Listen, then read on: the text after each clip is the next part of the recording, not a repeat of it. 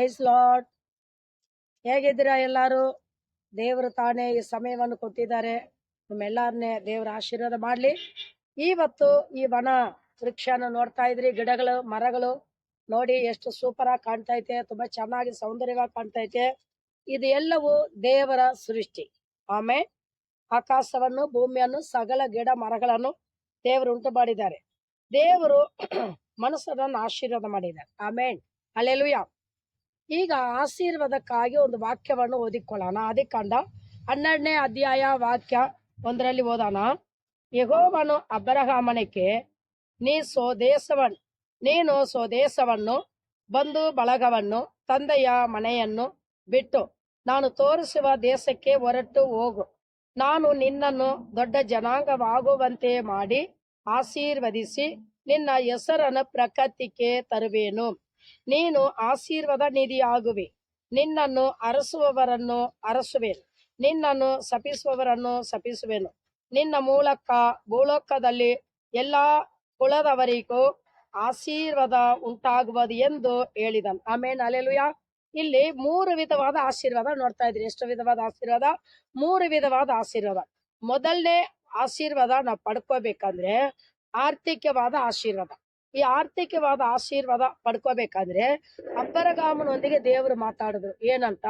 ಅಬ್ರಹಾಮನೇ, ನೀ ಮೊದಲು ಏನ್ ಮಾಡ್ಬೇಕು? ಸ್ವದೇಶವನ್ನು ಬಿಡಬೇಕು, ಫಸ್ಟ್ ಪಾಯಿಂಟ್.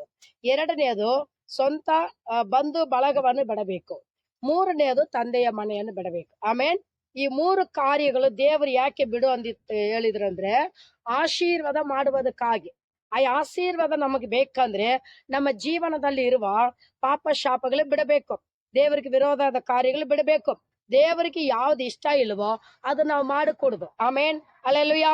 2ನೇದು ನಾವು ನೋಡುವಾಗ ಏನಂತಂದ್ರೆ ದೇವ್ರು ಹೇಳಿದ್ದಾರೆ, ಇದೆಲ್ಲ ನಾವು ಹದಿನೀರಾಗಿ ನಡೆದು ದೇವ್ರ ಮಾತು ಕೇಳಿ ನಾವು ನಡೆದ್ರೆ ದೇವ್ರ ಏನ್ ಮಾಡ್ತಾರೆ? ಅಬ್ರಹಾಮನಿಗೆ ಕೊಟ್ಟ ಆಶೀರ್ವಾದಗಳು ತಪ್ಪದೆ ನಮಗೆ ಕೊಟ್ಟಿದ್ದಾರೆ. ಆರ್ಥಿಕವಾದ ಆಶೀರ್ವಾದ. ಮೊದಲನೇದು ದೇವರು ಹೇಳ್ತಾ ಇರೋದು, ನಾನು ನಿನ್ನ ದೊಡ್ಡ ಜನಾಂಗವಾಗುವಂತೆ ಮಾಡಿ ಆಶೀರ್ವದಿಸುವೆ. ಆಮೇಲೆ ಮೊದಲು ದೊಡ್ಡ ಜನಾಂಗ. 2ನೇದು ನಿನ್ನ ಹೆಸರನ್ನು ಪ್ರಖ್ಯಾತಿಗೆ ತರುವೇನು. ಆಮೇಲೆ ಯಾವಾಗ ಹೆಸರನ್ನು ತರ್ತಾರೆ? ನಾವು ದೇವರನ್ನು ನಮ್ಮ ಅಂತರ ಆಳದಲ್ಲಿ ನಾವು ಆರಾಧಿಸಬೇಕು, ನಂಬಬೇಕು. ನಂಬಿಕೆ ವಿಶ್ವಾಸ ಇಲ್ಲದೆ ದೇವರನ್ನೇ ಮೆಚ್ಚಿಸಕ ಸಾಧ್ಯವಿಲ್ಲ. 2ನೇದು. 3ನೇ ಆಶೀರ್ವಾದ ಏನು ಅಂತಂದ್ರೆ, ನೀನು ಆಶೀರ್ವಾದ ನಿಧಿ ಆಗುವಿ, ನಿನ್ನನ್ನು ಅರಸುವವರನ್ನು ಅರಸುವೆನು. ಆಮೇಲೆ, ಹಲ್ಲೆಲೂಯಾ. ಇಲ್ಲಿ 3 ವಿಧವಾದ ಆಶೀರ್ವಾದಗಳು. ಮೊದಲು ಆರ್ಥಿಕವಾದ ಆಶೀರ್ವಾದ, ಮತ್ತೆ ಈ ಭೂಲೋಕದ ಆಶೀರ್ವಾದ. 2ನೇದು ಆತ್ಮೀಗ ಆಶೀರ್ವಾದ. ಆತ್ಮೀಗ ಆಶೀರ್ವಾದ ಹೇಗೆ ಬರುತ್ತೆ? ನಾವು ಮನ ತಿರುಗಿಕೊಂಡು ದೇವರ ರಕ್ತದಲ್ಲಿ ತೊಳೆಯಲ್ಪಟ್ಟು ರಕ್ಷಣೆ ಹೊಂದಿಕೊಂಡು ದೇವರಲ್ಲಿ ನಾವು ಜೀವಿಸುವಾಗ ನಮಗೆ ಏನಾಗುತ್ತೆ? ಆತ್ಮೀಗ ಆಶೀರ್ವಾದ. ಈ ಆತ್ಮೀಗ ಆಶೀರ್ವಾದ ಏನ್ ಮಾಡುತ್ತ ಅಂತಂದ್ರೆ, ಈಗ ಲೋಕದ ಆಶೀರ್ವಾದಕ್ಕಿಂತ ಆತ್ಮೀಗ ಆಶೀರ್ವಾದ ಅದು ಪರಲೋಕದ ಆಶೀರ್ವಾದ. ಆಮೇನ್. ಈ ಪರಲೋಕದ ಆಶೀರ್ವಾದ ನಾವು ಪಡ್ಕೋಬೇಕಂದ್ರೆ ಅಬ್ರಹಾಮನ ಹಾಗೆ ದೇವರ ಮಾತುக்கு ಕಿವಿ ಕೊಟ್ಟು ಕೇಳಬೇಕು. ಹಲ್ಲೆಲೂಯಾ. ದೇವರ ಮಾತು ನಾವು ಕಿವಿ ಕೊಟ್ಟು ಕೇಳುವಾಗ ದೇವರು ಏನ್ ಮಾಡ್ತಾರೆ? ನಮ್ಮನ್ನೇ ಆಶೀರ್ವಾದ ಮಾಡ್ತಾರೆ. ಹಲ್ಲೆಲೂಯಾ. 3ನೇದು ಏನಂತಂದ್ರೆ, ನಿನ್ನ ಮೂಲಕ ಭೂಲೋಕದಲ್ಲಿ ಎಲ್ಲಾ ಕುಲದವರಿಗೂ ಆಶೀರ್ವಾದ. ನೋಡಿದ್ರ ಎಂತ ಆಶೀರ್ವಾದ ನೋಡಿ. ನಮ್ಮ ಮೂಲಕ ಈ ಭೂಲೋಕದಲ್ಲಿರುವ ಎಲ್ಲಾ ಜನಗಳಿಗೆ ದೇವ್ರ ಏನ್ ಮಾಡ್ತಾರಂತೆ? ಆಶೀರ್ವಾದ ಮಾಡ್ತಿದ್ದಾರೆ. ಆಮೇನ್, ಹಲ್ಲೆಲೂಯಾ. ನೋಡಿ, ಕೇವಲ ಒಂದು ವ್ಯಕ್ತಿ ಕೊಂಡು ಒಂದು ಮನುಷ್ಯನ ಮುಖಾಂತರ ಒಂದು ಮನಸ್ಸಿ ಮುಖಾಂತರ ದೇವ್ರ ಏನ್ ಮಾಡ್ತಾರೆ? ಆಶೀರ್ವಾದವನ್ನು ಮಾಡ್ತಿದ್ದಾರೆ. ಆ ಆಶೀರ್ವಾದಕ್ಕೆ ನಾವು ಪಾತ್ರರಾಗಿರಬೇಕು, ಅರ್ಹರಾಗಿರಬೇಕು, ಯೋಗ್ಯರಾಗಿರಬೇಕು. ಹಾಗಿದ್ದರೆ ದೇವ್ರ ಏನ್ ಮಾಡ್ತಾರೆ? ಅಬ್ರಹಾಮನಿಗೆ ವಾಗ್ದಾನ ಮಾಡಿ ಆಶೀರ್ವಾದ ಮಾಡಿದ ಹಾಗೆ ನಿಮಗೂ ನನಗೂ ದೇವರ ಆಶೀರ್ವಾದ ಮಾಡ್ತಿದ್ದಾರೆ. ಆಮೇನ್, ಹಲ್ಲೆಲೂಯಾ. ಮತ್ತೆ ಅದು ಮಾತ್ರ ಅಲ್ಲ, ಭೂಲೋಕದಲ್ಲಿರುವ ಎಲ್ಲಾ ಜನರಿಗೆ ಆಶೀರ್ವಾದ. ಆಮೇನ್.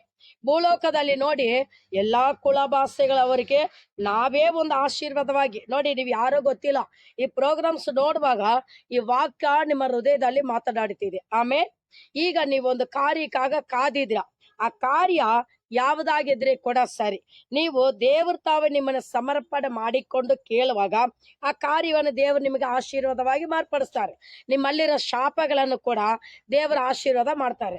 ಕರ್ತನಾದ ಯೇಸು ತಾನೇ ಆ ಕಲ್ವಾರಿ ಶಿಲುಬೆ ಮೇಲೆ ಎಲ್ಲಾ ನರಜನ್ಮದವರ ಶಾಪಗಳನ್ನು ಹೊತ್ತುಕೊಂಡು ಅದನ್ನೆಲ್ಲ ಆಶೀರ್ವಾದವಾಗಿ ಮಾಡಿದ್ದಾರೆ. ಆಮೇನ್, ಅಲ್ಲೆಲುಯಾ, ಅಲ್ಲೆಲುಯಾ, ಆಮೇನ್. ಈ ವಾಕ್ಯದಿಂದ ನಾವು ನೋಡುವಾಗ ನಮ್ಮ ದೇವರು ಹೇಳಿರುವ ಮಾತುಗಳು ಏನಂತಂದ್ರೆ, ಎಲ್ಲಾ ಕುಲದವರಿಗೂ ಆಶೀರ್ವಾದ ಉಂಟಾಗುವುದು ಎಂದು ಹೇಳಿದನು. ನೋಡಿ 4ನೇ ವಾಕ್ಯ, ಯೆಹೋವನು ಹೇಳಿದ ಮೇರೆಗೆ ಅಬ್ರಹಾಮನು ಹೊರಟು ಹೋದನು. ಆಮೇನ್. ದೇವ್ರು ಹೇಳಿದ ಕೂಡಲೇ ಅಬ್ರಹಾಮ್ ಏನ್ ಮಾಡ್ತಾವನೆ? ಹೊರಟು ಹೋಗುತ್ತವನ್. ಆ ಸ್ವದೇಶವನ್ನು ಬಿಡ್ತಾನೆ, ಮತ್ತೆ ಬಂಧು ಬಳಗವನ್ನು ಬಿಡ್ತಾನೆ, 3ನೇದು ತಂದೆಯ ಮನೆಯನ್ನು ಬಿಡ್ತಾನೆ. ಈ 3 ಕಾರ್ಯ ಅಂದ್ರೆ ತುಂಬಾ ಮಂದಿ ಅನ್ಕೊಳ್ತಾರೆ, ಓ ನಮ್ಮ ತಂದೆ ತಾಯಿನ ಬಿಡ್ಬೇಕಾ ಅಂತ. ಇಲ್ಲ, ತಂದೆ ತಾಯಿಯನ್ನು ಸನ್ಮಾನಿಸು, ದೇವರನ್ನೇ ಆರಾಧಿಸು. ಆಮೇಲೆ ತಂದೆ ತಾಯಿಗೆ ಮಾಡತಕ್ಕ ಘನಕೀರ್ತಿ ಎಲ್ಲವೂ ನಾವು ಮಾಡಬೇಕು. 2ನೇದು ದೇವ್ರಿಗೆ ಕೊಡತಕ್ಕ ಎಲ್ಲ ಘನಕೀರ್ತಿ ದೇವರಿಗೆ ಕೊಡಬೇಕು. ಆಮೇಲೆ ಆಗ ನೀವು ತಿಳ್ಕೊಳ್ಳಿ, ಆರ್ಥಿಕವಾದ ಆಶೀರ್ವಾದ, ಈಗ ಲೋಕದ ಆಶೀರ್ವಾದ, ಭೂ ಸಂಬಂಧವಾದ ಆಶೀರ್ವಾದಗಳು. ಆಮೇಲೆ ಎರಡನೇದು ಬಂದು ಪರಲೋಕದ ಆಶೀರ್ವಾದ, ಐಶ್ವರ್ಯ. ಅದು ಹೇಗೆ ಬರುತ್ತಾ ಅಂತ ಆದ್ರೆ, ದೇವ್ರು ನಮ್ಮನ್ನೇನ್ ಮಾಡ್ತಾರೆ? ಈಗ ಲೋಕದ ಐಶ್ವರ್ಯ, ಪರಲೋಕದ ಐಶ್ವರ್ಯ ಕೊಟ್ಟು ನಮ್ಮನ್ನೇ ಆಶೀರ್ವಾದ ಮಾಡ್ತಿದ್ದಾರೆ. ಈ ಆಶೀರ್ವಾದ ನಿಮಗೂ ಬೇಕು ತಾನೆ? ಈಗ ಕಣ್ಣುಗಳನ್ನು ಮುಚ್ಚಿ ಪ್ರಾರ್ಥನೆ ಮಾಡೋಣ. ತಂದೆ ಆದ ದೇವರೇ, ನಿಮ್ಮ ಕೋಟಿ ಸ್ತೋತ್ರಗಳು. ಈ ಪ್ರೋಗ್ರಾಮ್ಸ್ ನೋಡುವ ಪ್ರತಿ ಒಬ್ಬೊಬ್ಬರಿಗೆ ಆ ಶಾಪಗಳೆಲ್ಲ ಆಶೀರ್ವಾದವಾಗಿ ಮಾರ್ಪಡಿಸಿ ಇವರನ್ನು ಆಶೀರ್ವಾದ ಮಾಡಿ, ಇವರ ಮುಖಗಳಲ್ಲಿರುವ ಕಣ್ಣೀರನ್ನು ಒರೆಸು, ಶಾಂತಿ ಸಮಾಧಾನ ಕೊಡು, ಸಮಸ್ತ ರೋಗಗಳು ವಾಸಿ ಮಾಡು. ನಜರೇತ್ ಯೇಸು ಕ್ರಿಸ್ತ ನಾಮದಲ್ಲಿ ಬೇಡಿವೆನು ತಂದೆಯೇ, ಆಮೇನ್, ಆಮೇನ್, ಆಮೇನ್. Thank you.